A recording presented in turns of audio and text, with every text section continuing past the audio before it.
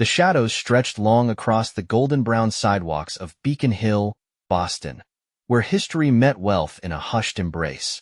Street lamps buzzed to life as the autumn chill nipped at the edges of the evening, and behind one of those grand red brick facades, the Parker family was preparing for another mundane Tuesday night.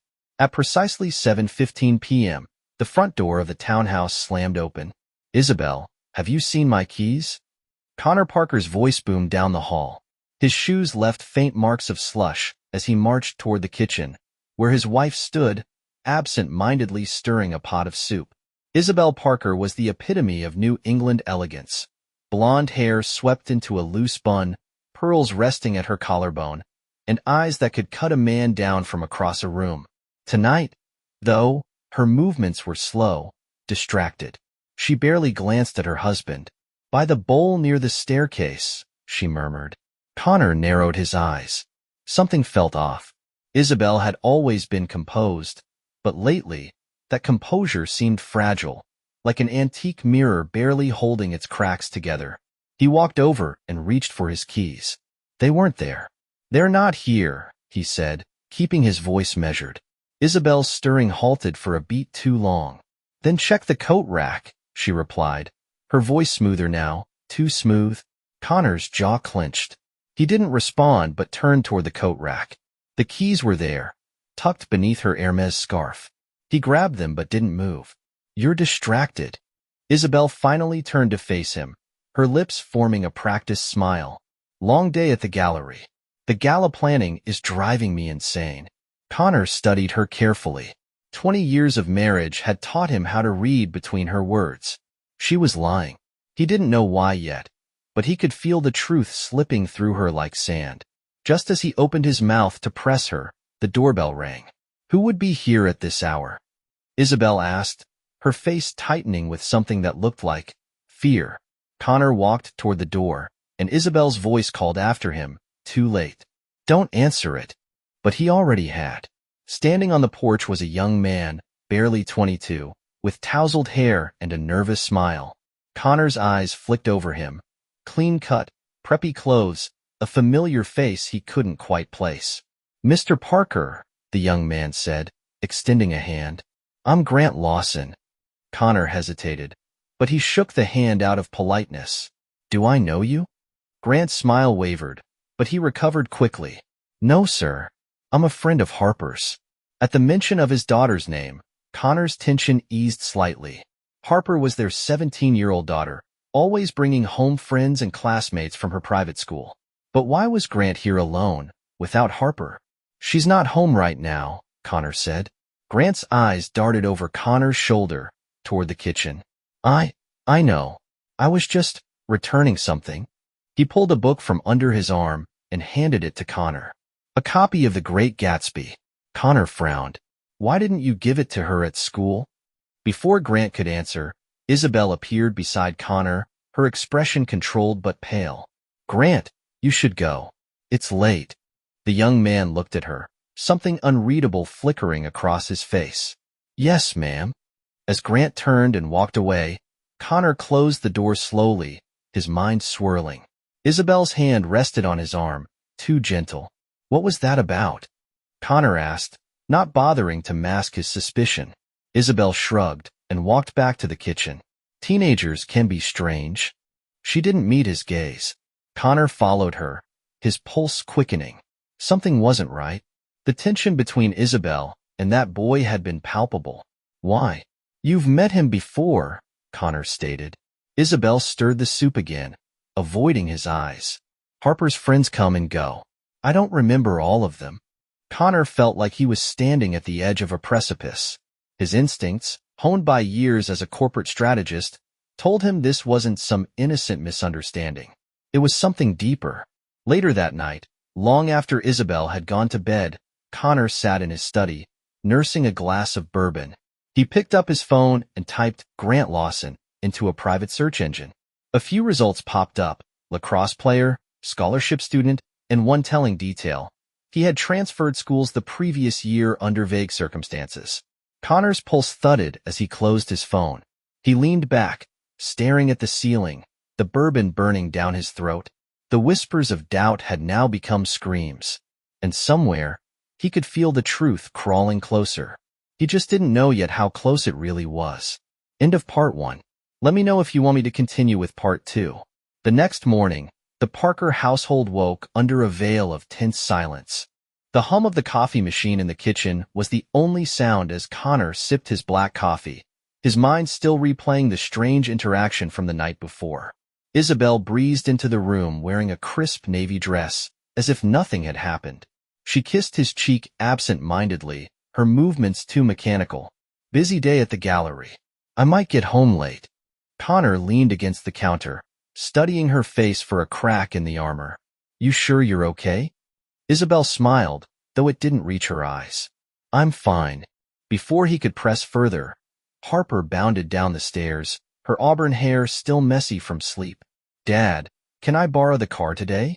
Connor glanced at her and forced a smile. Sure. You meeting friends? Yeah. Harper poured herself cereal and plopped onto a stool. By the way, did Grant come over last night? He said he was going to drop off my book. Connor's gaze sharpened. He did. Why didn't you mention that he was stopping by? Harper frowned, spoon halfway to her mouth. I didn't know. He said he'd probably just leave it at the front desk at school. Connor caught Isabel's brief glance toward their daughter and the way she quickly looked away. His stomach twisted. You sure there's nothing going on between you and Grant? Harper wrinkled her nose. Dad, no. He's nice, but he's not my type. Connor nodded, filing that information away as Harper grabbed her bag and headed out the door. See you tonight, she called out. The silence in the kitchen thickened. Connor set his cup down. Why did you tell him to leave? Isabel's face hardened. Because it wasn't appropriate for him to show up unannounced at night. Connor stepped closer. You were afraid. Why? Isabel exhaled slowly, a flicker of frustration in her eyes. I wasn't afraid. I just don't want Harper's friends using this house like a revolving door. Her explanation was too neat, too quick. Connor had been in negotiations long enough to recognize when someone was bluffing. But for now, he let it slide. Later that day, Connor left work early and drove across town to Harper's school. It was an imposing building with ivy-covered brick walls and an air of exclusivity. He checked in at the front office, pretending he was there to drop off some forgotten forms, but he had a different agenda. In the hallway, he spotted Grant Lawson coming out of the library, earbuds dangling from his hoodie. Connor caught up to him.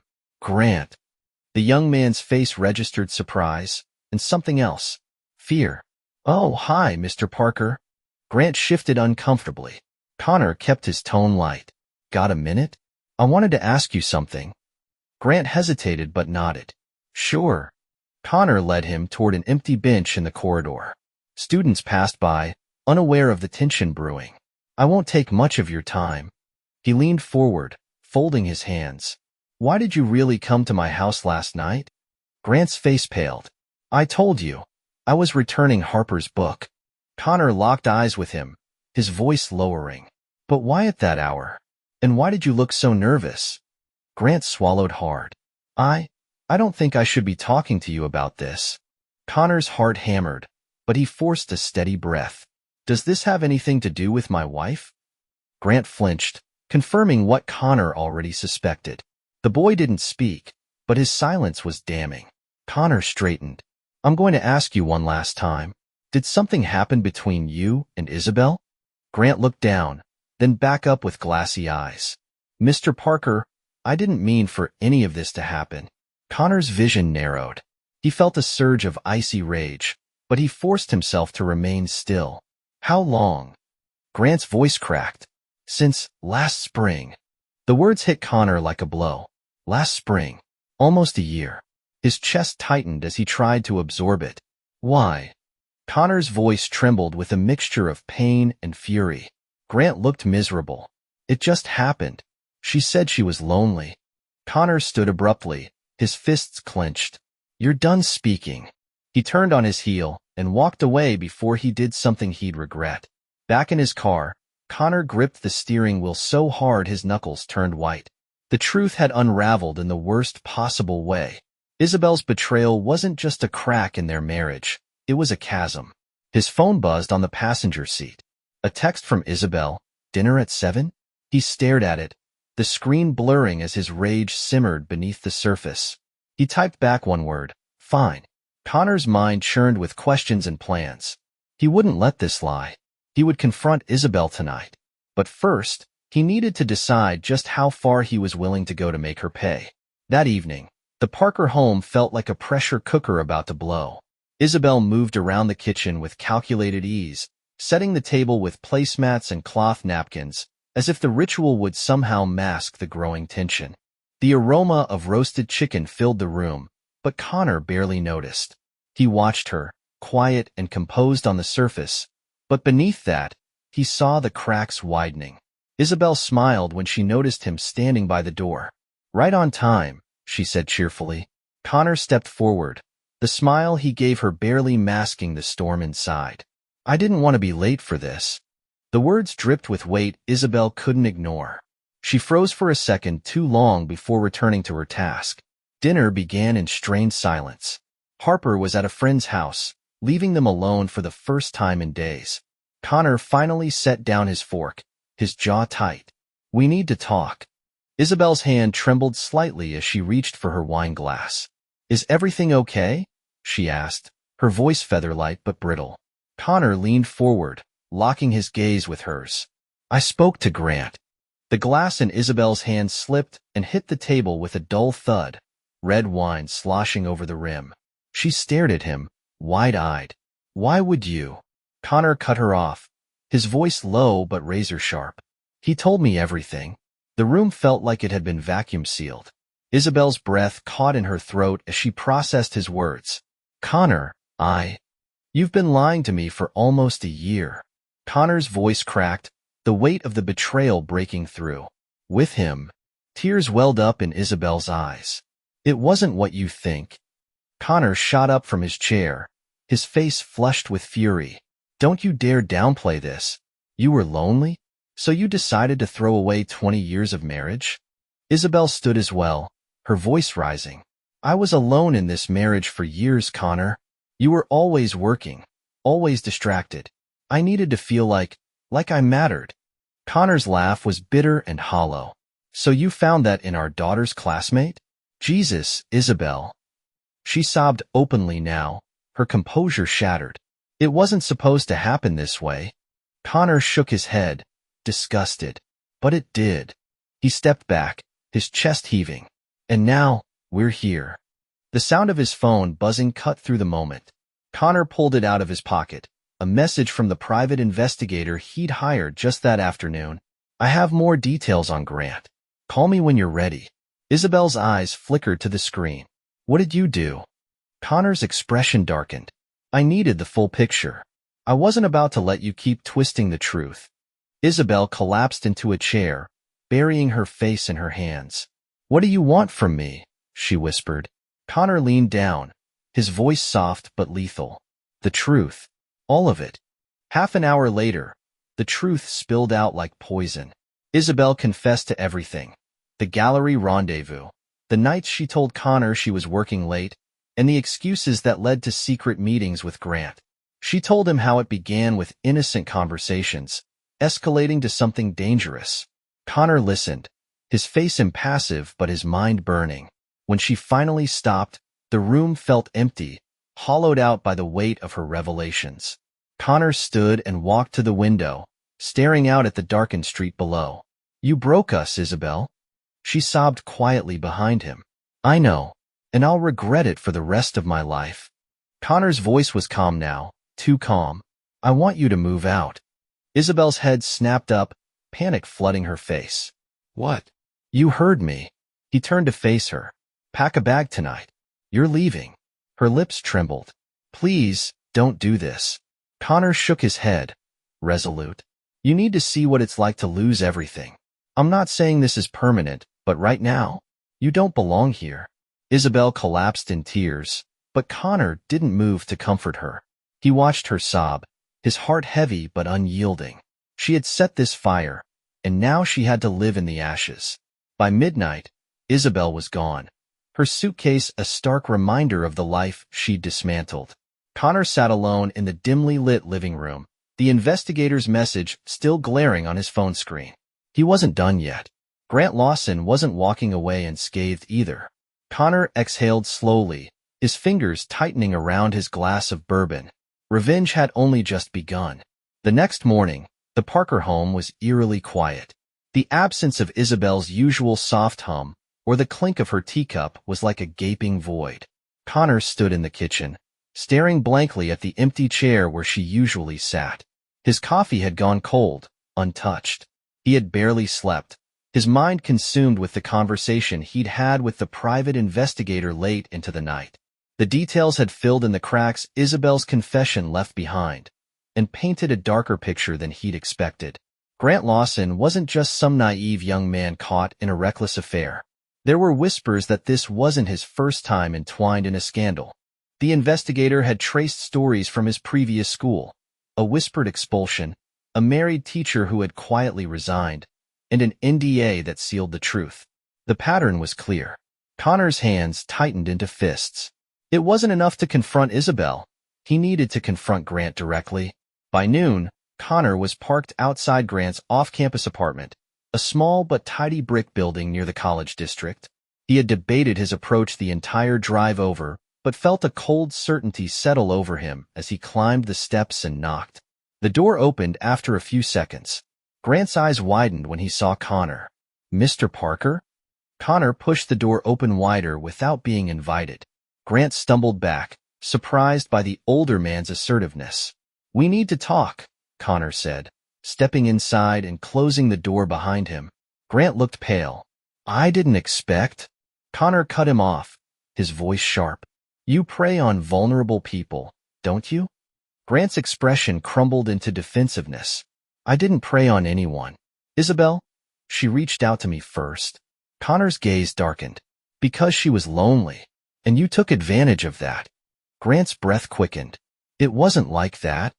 Connor grabbed the collar of Grant's shirt and shoved him against the wall. The younger man's face twisted in fear. "Listen to me," Connor growled. "You ruined my family." Grant's voice shook. "I didn't mean—" Connor released him with a shove. "You're going to withdraw from school, pack your things, and disappear. You don't come near my family, or I'll make sure everyone knows who you really are." Grant nodded frantically, his face pale. Okay, I'll leave." Connor's lip curled in disgust as he stepped back. He thought revenge would feel like triumph. But standing there, watching Grant cower, it felt hollow. Yet, he knew it had to be done.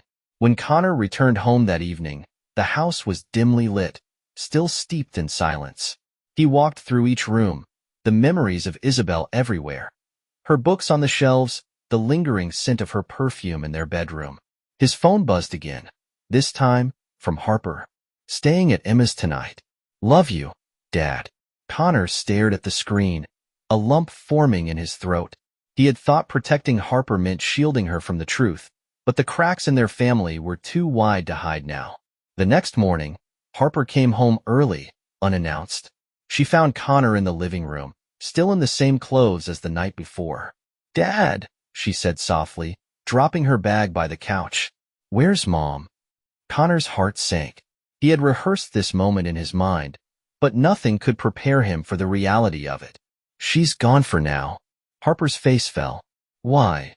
Connor hesitated, then took her hand gently. "Your mom made some mistakes. Big ones. I found out, and I needed some space." Tears welled in Harper's eyes. "Is this because of Grant?" Connor's head snapped up. "You knew?" Harper's voice trembled. "I saw things. Texts on her phone. Weird moments when she disappeared during family events. I didn't want to believe it." Connor pulled her into a hug, holding her tightly as she sobbed into his shoulder. "I'm sorry, sweetheart. I try to keep this from you." Harper sniffled. "What happens now?" Connor's voice was steady, though his heart ached. "We move forward, one day at a time." In the weeks that followed, Connor filed for a temporary separation. Isabel reached out a few times, texts, emails, all filled with apologies, but he didn't respond. He needed time to heal, to figure out who he was without her. As for Grant Lawson, true to his promise, he vanished. His dorm was cleared out within a week, and his name disappeared from the college's roster. Connor returned to his routine slowly. He took Harper on weekend trips to clear their minds, resumed his work, and started therapy to confront his anger and grief. Yet, some wounds never fully close. One late autumn evening, as he walked down Beacon Hill, the chill in the air felt sharper than usual. But for the first time in months, Connor felt something else, hope. He didn't know if Isabel's absence would be permanent or if forgiveness was possible down the line. But one thing was clear. He was done living in the shadow of lies. He would rebuild, stronger this time. The winter holidays arrived with their usual pageantry. Snow-dusted streets, garlands in every shop window, and the hum of carolers' songs. But for Connor Parker, the season felt subdued, like background noise to the mess his life had become. He was standing at the kitchen sink one morning, washing a coffee cup, when a knock echoed through the house. When he opened the door, Isabel stood there, bundled in a coat with a scarf pulled tight around her neck. Her face was pale, but her eyes held a flicker of something new, determination. "Can I come in?" she asked softly. Connor hesitated before stepping aside. Isabel walked into the living room, glancing around as if seeing it for the first time. The home they built together now felt foreign. "I wanted to see Harper," she said, unwrapping her scarf. "She's at a study group," Connor replied. "But I don't think that's the only reason you're here." Isabel nodded and sat down on the edge of the couch. "You're right. I wanted to talk, to explain, if you'll let me." Connor crossed his arms, leaning against the doorway. "I already know everything." "You know what happened," Isabel said, her voice steady but vulnerable. "But you don't know why." Connor's jaw tightened. "I know enough. You felt neglected. I wasn't around, and you?" Isabel cut him off, shaking her head. "It wasn't just that. I was scared, Connor. Of getting older. Of being forgotten. You have your career and your plans, but I lost sight of who I was outside of this family." Connor was silent, her words sinking into the spaces between his anger and his grief. "I wasn't trying to excuse what I did," she continued, tears brimming in her eyes. "I'm trying to tell you that I know I broke us, and I'll carry that for the rest of my life." The rawness in her voice hit Connor in a way he hadn't expected. He finally walked over and sat across from her, resting his elbows on his knees. "Why now?" "Because I can't pretend anymore. I can't run from the wreckage I caused." Isabel's voice trembled. "But I'm here, asking if you'll ever be able to see a future where we heal. Together." Connor looked at her, really looked at her, and for the first time in months, he saw not the woman who betrayed him, but the woman he'd loved for 2 decades. The pain she caused was still there, sharp and unforgiving, but beneath it was something else, something that felt like hope. "I don't know," he admitted, "but I'm willing to try. For Harper, and maybe for us." A tear slipped down Isabel's cheek. "Thank you." The next few months were fragile, but full of effort. Isabel moved into a small apartment nearby, giving Connor the space he needed but staying close for Harper's sake. They attended therapy, sometimes together, sometimes apart, and confronted the jagged edges of their shared history. Harper, though hesitant at first, softened when she saw the changes in her parents. Isabel was more present, more engaged in her daughter's life. Connor, too, made a conscious effort to be more open and less consumed by work. One spring evening, as the cherry blossoms bloomed in the Boston parks, the 3 of them walked through the public garden. Harper skipped ahead to take photos, her laughter ringing through the air. Isabel and Connor walked side by side in a comfortable silence. Isabel glanced at him. "Do you think we'll ever really be okay again?" Connor watched Harper and smiled faintly. "We're getting there." Grant Lawson remained a ghost of the past. The investigators' findings ensured that his reputation never gained traction elsewhere. Though Connor didn't spread lies, the truth was enough to close any doors Grant tried to open. Connor didn't feel triumphant about it, just resolved. He had protected his family in the only way he knew how. A year later, their home looked different. New paint on the walls, different furniture arrangements, symbols of a fresh start. Connor and Isabel sat at the dining room table with Harper between them, laughing over a board game as the evening light filtered in. It wasn't perfect. It never would be. But it was theirs, rebuilt from ashes. Connor took Isabel's hand under the table, squeezing it gently. She looked at him, eyes filled with gratitude and something unspoken. Forgiveness wasn't a moment. It was a process. But as they sat together in that quiet house, Connor knew that he had chosen to face the future, not the past. And in that choice, he found his strength. End of story.